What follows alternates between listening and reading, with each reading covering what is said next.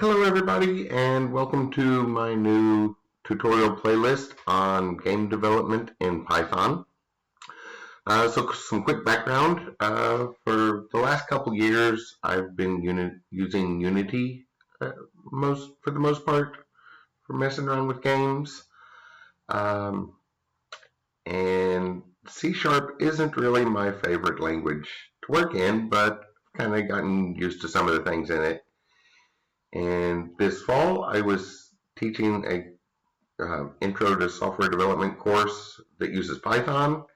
And while that was going on, I was just kind of like, oh, I miss working in Python. So I wanted to do some game development in Python, and finding a good platform for that is kind of hard. There's not a big popular one. So I picked a couple game engines and thought, well, I'm going to do this as a tutorial list. I really enjoyed setting these up, and hopefully some people will find this helpful. So I picked some tools to use. I will be using Notepad++ and running it in PowerShell. As I remember, I will try to specify anything that would be different in command prompt than PowerShell. But PowerShell is an update on command prompt, so all the old command prompt stuff works directly in PowerShell. There's just a few things that were improved along the way. We'll see some of those very, very shortly. So I'll be doing that, but we are going to be working in Python, so if you just want to use idle and hit F5 to run it, that'll work exactly the same. The reason I'm going to do this is the line numbers. It kind of drives me crazy how the error messages in Python include the line number, but idle won't show us the line numbers. So I'm going to just type the code in Notepad++, but any text editor would work equivalently as long as we remember to save it as a .py with the .py extension. And I'll just run it from PowerShell. So that's where I'll be typing the code up. And I chose a couple engines here. For 2D games, I'm going to use Pygame. And for 3D games, I'm going to use Panda 3D. And we will be referring to the APIs, kind of going through all the proper form, looking at the actual documentation, and then figuring out what to do with it. Which is another thing. I certainly don't know everything about either one of these engines. I know the web address of where to find their official documentation. And really, I'm not going to try to learn everything about these game engines. I think a better description of what I'm going to do here is I'm going to scavenge these game engines for parts and create my own interface to access these game engines for 2D and 3D games, and set it up in a reusable format. That way it can be done over and over again, which is another point here. So some of the things, I'm not even going to bother to look for the built-in methods.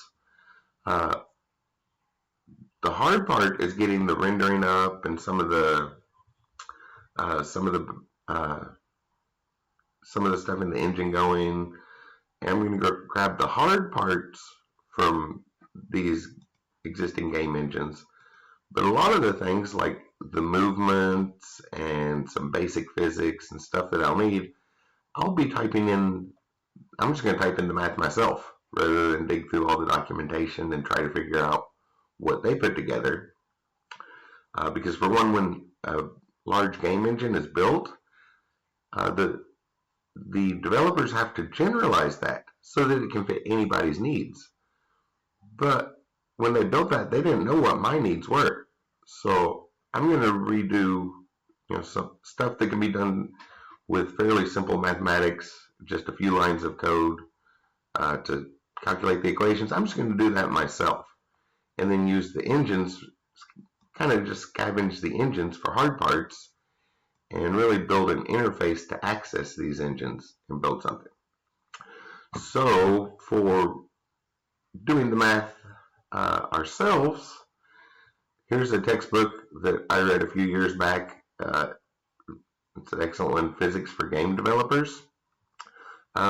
It's still on sale. I just looked and Amazon had it for $12. But when I put Physics for Game Developers PDF in the search bar, I was able to download the second edition from a site that had one of the author's names on it. So, yeah, right from the author's site, right from a site that had the author's name, seemed to be one of his sites. In particular, I was able to download the PDF for free. Lots of free versions, and the first edition, well, it's in the second edition, and the laws of physics haven't changed since the first edition. But I read this book a few years ago, and it has some excellent explanations, good descriptions of what's going on, breaking down the physics, and examples. Their examples are written in C++, and most everything, all the vectors are built up with arrays and gone through that way. So there's, it's in C++, and we'll be working in Python. So I guess there's some, we could treat this as pseudocode really for when we need to build the math. But there's excellent explanations here. And I just found the PDF. I just put in the name and looked for the PDF. And to buy the actual paper version of the book is only $12. So it's not an expensive book. And it's on the second edition now. So there's lots of copies of the first edition still around. If you look around, I would just highly recommend this book for learning the physics. Excellent explanations on what's going on. And well, I think the PDF is still trying to load. Looks like it's still loading there. But lots of pictures and example code, which is mostly in C++. The first edition is only 350 pages, and the second edition is 577 pages. I read the first edition and haven't really looked through the second edition yet, but I just wanted to point you towards that. So instead of learning everything about the game engine, I'm just kind of going to scavenge the game engine for parts, really, and then build something to fit our needs specifically. So that's the goal. I guess the first thing we should do here is probably make sure these Pygame game engine for 2D games and Panda 3D game engine are installed.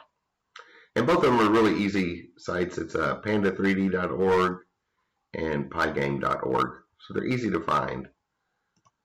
But to install them, we can just use pip. So if you're in the command prompt, you'll want to type python-m to get to the module, and then pip. But one of the improvements in PowerShell is it will recognize pip. So we can just say pip and then install Pygame, which is already installed on my computer. But you'll just type that in and it'll go through the whole process of installing it. Yeah, so it's requirement already satisfied, but you'll see a whole big message about installing it. And same thing for Panda 3D. Install Panda 3D, which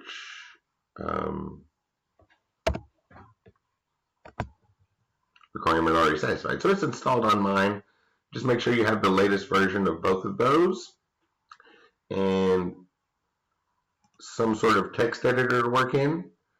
Or if you prefer, you can work right in idle. We'll be typing in Python the whole time. And I will talk about all the math, so I just wanted to point you towards this book. I read it several years ago. The first edition came out in 2001, and the laws of physics haven't changed since then. So old textbooks are usually, can be picked up very cheap. But I just searched for the PDF and found a whole lot of links to the PDF version. So we're using that textbook, some text editor, a way to run it. So however you prefer to type your Python code, that's what we're doing. So why don't we jump in here, and in the next video we'll get started actually putting our first game together.